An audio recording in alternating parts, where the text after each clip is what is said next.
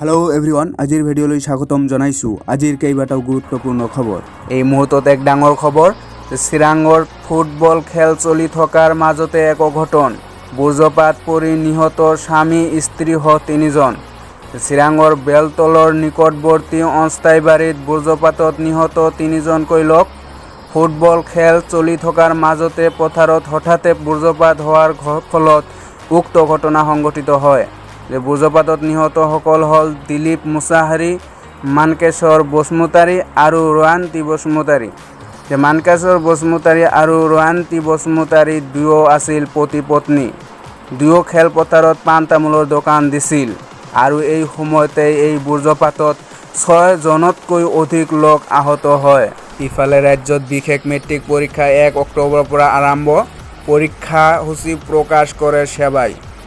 পৰীক্ষাৰ ফলাফলক লৈ অসন্তুষ্ট শিক্ষাৰ্থীৰ বাবে অনুষ্ঠিত কৰিবলগীয়া বিশেষ মেট্ৰিক পৰীক্ষাৰ সূচী ঘোষণা কৰা হৈছে। সেৱাৰ পৰা আজি প্ৰকাশ কৰা পৰীক্ষাসূচী অনুসৰি 1 অক্টোবৰৰ পৰা আৰম্ভ হ'ব বিশেষ মেট্ৰিক পৰীক্ষা। 1 অক্টোবৰৰ পৰা 11 অক্টোবৰলৈ চলিবলগীয়া পৰীক্ষা মুঠ 6টা বিষয়ত অনুষ্ঠিত হ'ব। ৰাজ্যত নৱম আৰু দশম শ্ৰেণীৰ পাঠদান কেতিয়া হ'ব, এই সন্দৰ্ভত গুৰুত্বপূৰ্ণ মন্তব্য কৰে স্বাস্থ্যমন্ত্ৰী কেশৱ মহন্তই। মন্ত্ৰী মহন্তৰ মতে বৰ্তমান নৱম, দশম আৰু একাদশ শ্ৰেণীৰ পাঠদান বিদ্যালয়ত আৰম্ভ হোৱাৰ কোনো সম্ভাৱনা নাই। আজিৰ দিনটোত দুধনৈত উপস্থিত হয় স্বাস্থ্যমন্ত্ৰী কেশৱ মহন্ত।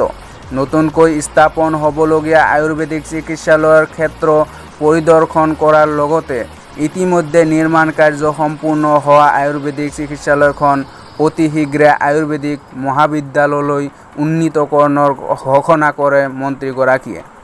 আৰু ইতিমধ্যে নিৰ্মাণ কাৰ্য সম্পূৰ্ণ হোৱা আয়ুৰ্বেদিক চিকিৎসালয়খন চোৱা-চিতাৰ বাবে আজিৰ পৰাই 2জন চৰকাৰী কৰ্মচাৰীক নিযুক্তি দিবলৈ জিলা উপায়ুক্তক নিৰ্দেশনা দিছে মন্ত্ৰীগৰাকীয়ে। ৰাজ্যৰ পৰৱৰ্তী খবৰ, টিয়কৰ ঐতিহাসিক ঢেকীয়াখোৱা বৰনামঘৰত ৰাজ্যৰ মুখ্যমন্ত্ৰী ডক্টৰ হিমন্ত বিশ্ব শৰ্মা পত্নীসহ বুধবাৰে উপস্থিত হয় আৰু ৰাজ্যবাসীৰ মংগল কামনাৰে বন্তি জ্বলাই শৰাই নৈবেদ্য আগবঢ়াই ভগৱান শ্ৰীচৰণত সেৱা লয়। ৰাজ্যৰ মুখ্যমন্ত্ৰীজনক ৰাইজে কাষত পাই যথেষ্ট আনন্দিত হৈ পৰে। মুখ্যমন্ত্ৰীগৰাকীয়ে মাধৱদেৱ স্থাপিত ঐতিহাসিক এই বৰনামঘৰৰ বাবে 1 কোটি টকাৰ সাহায্যও আগবঢ়ায়। পৰৱৰ্তী খবৰ, গুজৰাট, মহাৰাষ্ট্ৰ আৰু উত্তৰাখণ্ডকে ধৰি দেশৰ কেইবাখনো ৰাজ্যত ধাৰাসাৰ বৰষুণ। ফলস্বৰূপে গুজৰাটৰ বিভিন্ন অংশত পানী জমা হোৱা দেখা যায়। ঘৰ-দুৱাৰ, ৰেলপথ সকলো জলমগ্ন হৈ পৰাৰ পিছতে বহুতো লোক পানীত আবদ্ধ হৈ পৰে আৰু SDRF বাহিনীয়ে চলাইছে উদ্ধাৰ অভিযান। একেদৰে উত্তৰাখণ্ডত ভূমিস্খলনৰ ফলত কেইবাটাও পথ আৰু ঘাইপথ আবদ্ধ হৈ আছে। মহাৰাষ্ট্ৰত বুধবাৰে পালঘৰ আৰু পুনেকে ধৰি কেইবাখনো মুখ্য জিলাত পুনৰ বৰষুণৰ সতৰ্কতা জাৰি কৰা হৈছে। আন এক খবৰ, 2022 বৰ্ষত দেশৰ 5খন ৰাজ্যত অনুষ্ঠিত হ'বলগীয়া বিধানসভাৰ নিৰ্বাচনক কেন্দ্ৰ কৰি কেন্দ্ৰীয় চৰকাৰে এক গুৰুত্বপূৰ্ণ সিদ্ধান্ত লোৱাৰ সম্ভাৱনা। সূত্ৰ অনুসৰি চৰকাৰে পেট্ৰল, ডিজেল, প্ৰাকৃতিক গেছ আৰু বিমান টাৰ্বাইন ইন্ধনক GSTৰ অধীনত এক দেশ এক মূল্যৰ অধীনত অনাৰ চিন্তা চৰ্চা কৰিছে। কালি 17 ছেপ্টেম্বৰত লক্ষ্ণৌত GST পৰিষদৰ বৈঠকত এই বিষয়ে আলোচনা হোৱাৰ সম্ভাৱনা আছে। কৰোনা মহামাৰীৰ প্ৰাদুৰ্ভাৱৰ পিছত এয়া GST পৰিষদৰ প্ৰথমখন ভৌতিক বৈঠক হ'ব।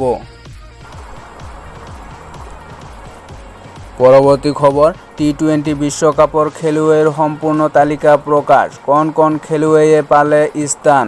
এইবাৰৰ T20 বিশ্বকাপত 2টাকৈ নতুন দল। সৰ্বমুঠ 16টা দলে অংশ ল'ব লগা ক্ৰিকেটৰ মহাৰণখনলৈ এতিয়া অধীৰ আগ্ৰহেৰে বাট চাই আছে বিশ্বৰ ক্ৰিকেট প্ৰেমীসকলে। অহা 17 অক্টোবৰৰ পৰা UAE আৰু ওমানত আৰম্ভ হ'ব T20 বিশ্বকাপ। আৰু ইয়াত দুটাকৈ নতুন দল অংশগ্ৰহণ কৰিব, ওমান আৰু পাপুৱা নিউ গিনিয়ে।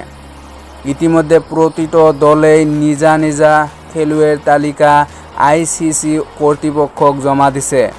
ইয়াৰে ভাৰতৰ তালিকাখনত নাম আছে বিৰাট কোহলি অধিনায়ক, ৰোহিত শৰ্মা উপ অধিনায়ক, KL ৰাহুল, সূৰ্য কুমাৰ যাদৱ, ঋষভ পন্থ উইকেট কিপাৰ, ঈশান উইকেট কিপাৰ, হাৰ্দিক পাণ্ডিয়া, ৰবীন্দ্ৰ জাদেজা, ৰাহুল চাহাৰ, অশ্বিন, অক্ষৰ পেটেল, বৰুণ চক্ৰৱৰ্তী, শতপ্ৰীত বুমৰাহ, ভূপেন্দ্ৰ কুমাৰ আৰু মহম্মদ শামি। ইফালে গোৱালপাৰাৰ কাছাৰীঘাটৰ ব্ৰহ্মপুত্ৰ নদীত 3গৰাকীকৈ ছাত্ৰ গা ধুবলৈ গৈ সন্ধানহীন হৈ আছে। বুধবাৰে দুপৰীয়া 12:30 মান বজাত নদীত গা ধুবলৈ নমা 3গৰাকীকৈ ছাত্ৰ মুহূৰ্ততে সন্ধানহীন হৈ পৰাত সমগ্ৰ চহৰখনতে গভীৰ শোকৰ ছাঁ পৰিছে।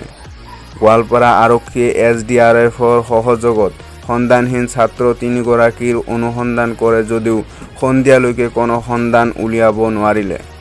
জানিব পৰা মতে গোৱালপাৰা চহৰৰ উপকণ্ঠ মিলন নগৰ শান্তিপুৰৰ ৰবিনুল ইছলাম, মুক্তাৰ আলী, নবী হুছেইন আৰু শ্বাহিনুৰ আলী নামৰ 8ম শ্ৰেণীত পঢ়ি থকা কিশোৰ ছাত্ৰ 4গৰাকীয়ে বুধবাৰে দুপৰীয়া ঘৰৰ পৰা চাইকেলেৰে গা ধুবলৈ গৈছিল কাছাৰীঘাটত।